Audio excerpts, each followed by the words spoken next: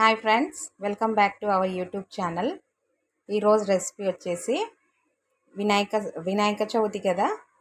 So అందుకని చెప్పేసి మనం పాయసం ఎట్లా చేయాలో నేను మీకు చూపిస్తాను. మా ఇంట్లో మేము వినాయక చవితికి ఎట్లా పాయసం చేస్తాం అనేది నేను మీకు చూపిస్తాను. ముందుగా అందరికీ వినాయక చవితి శుభాకాంక్షలు. అండ్ రెసిపీ వచ్చేసి తెలిసింది కదా, మన పాయసమే. సో నేను ఒక 2 అవర్స్ ముందు ఈ సేమియా అనేది రెడీ చేసి పెట్టుకున్నాను. కావాల్సిన పదార్థాలు వచ్చేసి నెయ్యి, బాదం, కాజు, కిస్మిస్, సారపప్పు, గసగసాలు, బెల్లం. ఇవన్నీ కావాల్సిన పదార్థాలు. సో నేను ముందుగా స్టవ్ వెలిగించి ఒక గిన్నె పెట్టి అందులో 1.5 గ్లాస్ వాటర్ అనేది యాడ్ చేసి పెట్టినాను. వాటర్ హీట్ ఎక్కిన తర్వాత బెల్లం అనేది మనము యాడ్ చేసుకోవాలి. ఓకేనా. ఇప్పుడు నీళ్ళు మసులుతున్నాయి కదా. సో నేను ఒక 200 గ్రామ్స్ బెల్లం అనేది యాడ్ చేస్తున్నాను. నేను 100 గ్రామ్స్ అంత పిండితో నేను సేమియా అనేది రెడీ చేసుకున్నా. సో మనము కొంచెము స్వీట్గా ఉండాలి కాబట్టి అది 100 గ్రామ్స్ అయితే ఇది ఒక 200 గ్రామ్స్ బెల్లం. ఇప్పుడు ఇది మంచిగా మసలాలి, బెల్లం మంచిగా కరగాలి. కరిగిన తర్వాత మనము సేమియా వేసి ఉడికించుకోవాలి. ఇప్పుడు బెల్లం నీళ్ళు మంచిగా మసిలినాయి కదా. ఈ స్టేజ్లో మనము ఇప్పుడు ఈ సేమియా అనేది యాడ్ చేసుకోవాలి.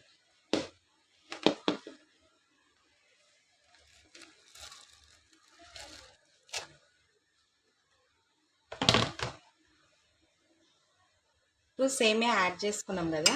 ఇప్పుడు ఈ సేమియా అనేది ఈ బెల్లం వాటర్లో మంచిగా ఉడకాలి. నేనైతే ఇందులో కొందరైతే పిండి యాడ్ చేస్తారు చిక్కదనం రావడానికి, కానీ నేను మాత్రం పిండి యాడ్ చేయను. ఈ సేమియాలు అనేది ఈ బెల్లం నీళ్ళనే మంచిగా దగ్గరికి ఉడకనిస్తాను. అప్పుడు నాకైతే ఇష్టంగా అనిపిస్తుంది. నాకు పిండి పోస్తే అస్సలు ఇష్టం అనిపించేది. ఒక 10-20 మినిట్స్ అయితే ఇవి మంచిగా సిమ్లో పెట్టి మనం మంచిగా ఉడికించుకోవాలి పాయసంకి.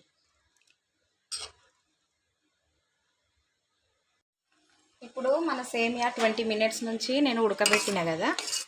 సో ఇప్పుడు మంచిగా ఇది కుక్ అయింది. సేమియా కూడా మంచిగా ఉడికింది. ఒకసారి ఇట్లా చెక్ చేసుకుంటే చూడండి ఎంత మంచిగా ఉడికింది. ఇప్పుడు మనము ఈ స్టేజ్లో డ్రై ఫ్రూట్స్ అనేది యాడ్ చేసుకోవాలి.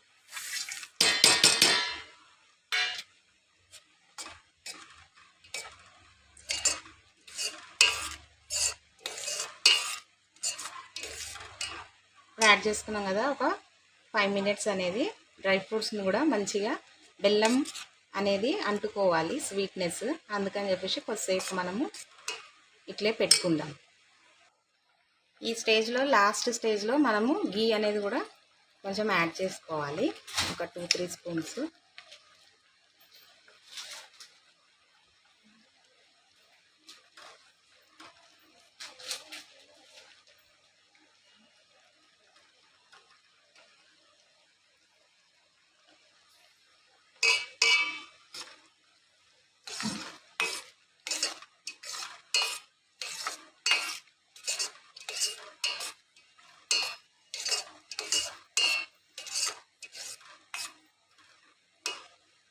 ఇప్పుడు ఉండ్రాల పాశం అనేది కంప్లీట్ అయిపోయింది.